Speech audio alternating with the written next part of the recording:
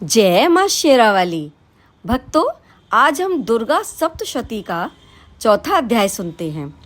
महर्षि बोले, उस दुष्टात्मा परम बलशाली महिषासुर और उसकी सेना को देवी ने मार डाला।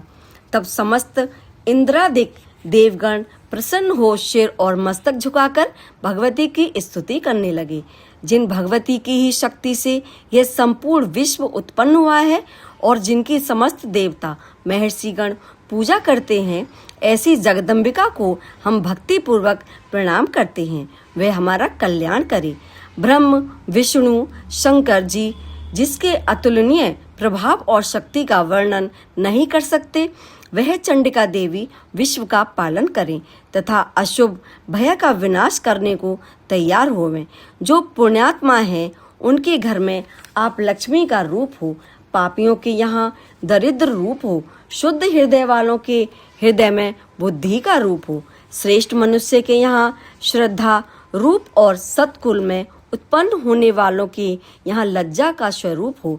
हे देवी, हम सब आपको नमस्कार करते हैं। हे भगवती, आप संपूर्ण जगत की रक्षा करो। आपके इस अचिन्त्य रूप का असुरों के संहार करने वाली शक्ति का तथा युद्ध में असुरों के साथ आपके अनेक प्रकार के चरित्रों का हम किस भांति वर्णन करें। आप त्रिगुणमयी होते हुए भी सारे संसार का हेतु हो। आप में दोष नहीं, ज्ञान होते हैं। ब्रह्मा, विष्णु, महादेव भी आपका पार पाने में असमर्थ हैं। आप ही सबका आश्रय हो। यह संपूर्ण विश्व आप ही का अंश मात्र है। आप ही अव्यकृत तथा परम प्रकृत आदि शक्ति हो।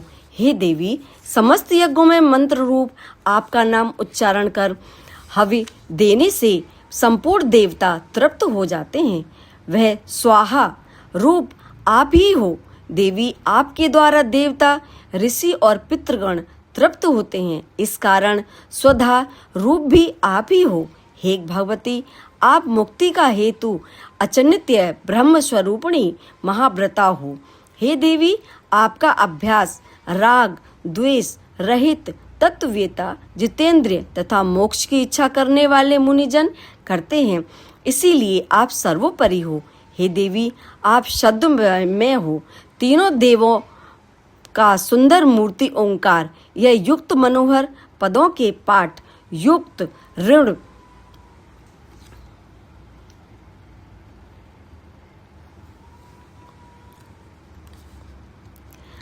आप मुक्ति का हेतु अचिन्त्य ब्रह्म स्वरूपिणी महाव्रता हो। हे देवी, आपका अभ्यास राग द्वेष रहित तत्ववेता, जितेंद्र तथा मोक्ष की इच्छा करने वाले मुनिजन करते हैं, इसलिए आप सर्वोपरि हो। हे देवी, आप शब्दमय हो।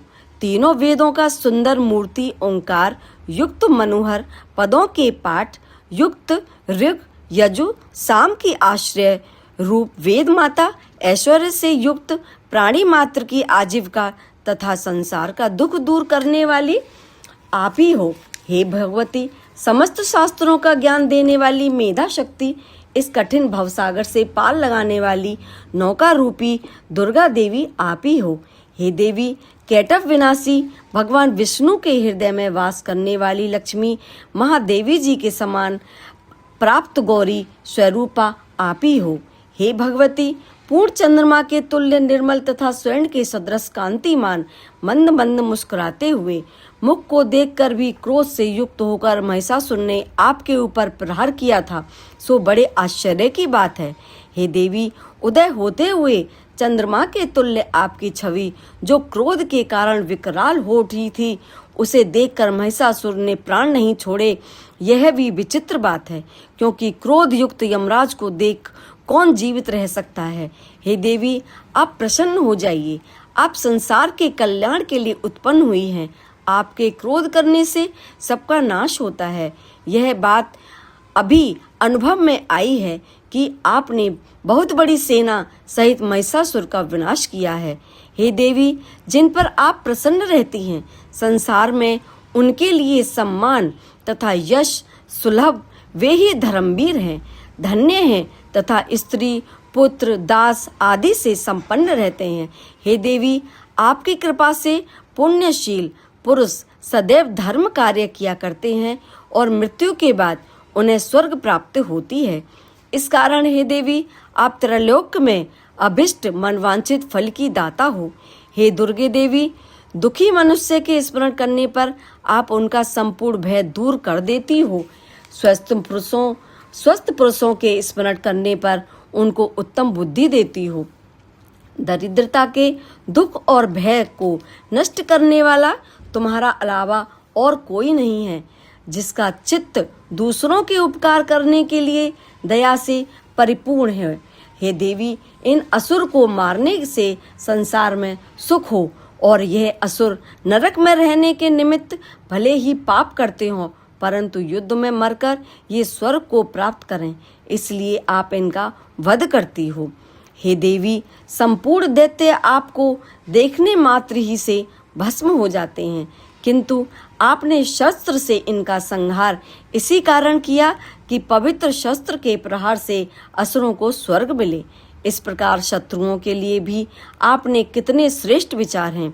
आपकी तलवार की उग्र प्रभा से और त्रिशूल की नोक की चमक से उन राक्षसों की आंख फूट नहीं गई, इसलिए कि किरण सहित चंद्रमा के सदृश आपका शीतल मुख उन्होंने देख लिया था।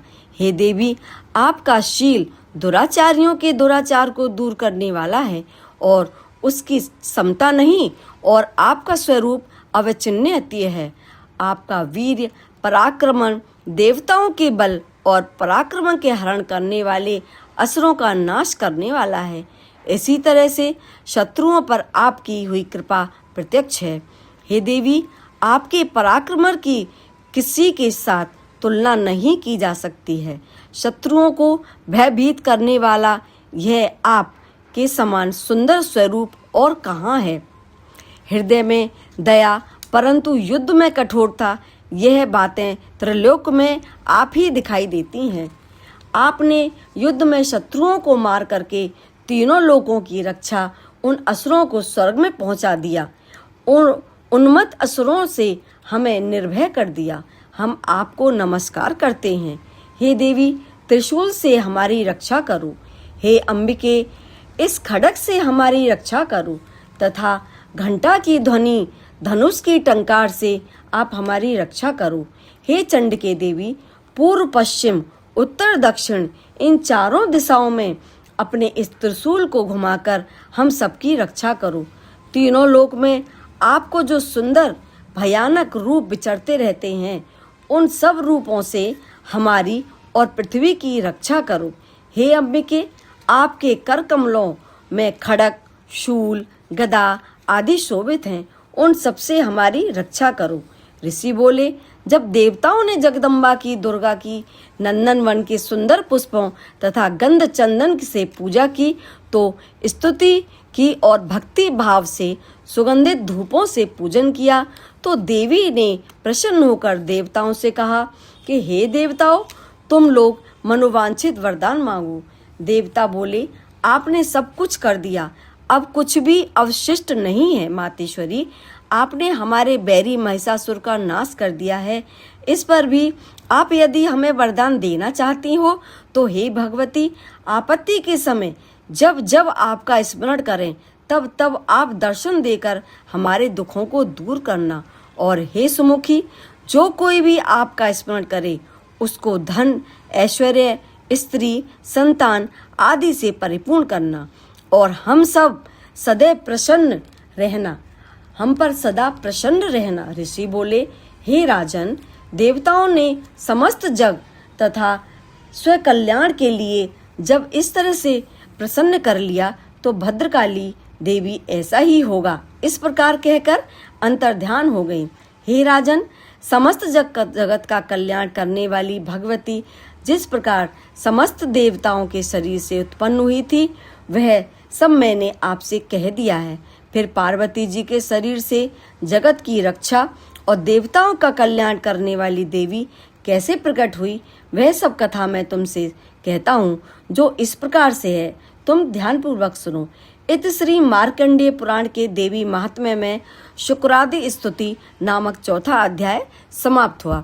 भक्तों, आपको अगला अध्याय सुनने के लिए मेरे इस वीडियो को लाइक कीजिएगा, सब्सक्राइब कीजिएगा, कमेंट्स कीजिएगा। जय माता दी, जय माता दी।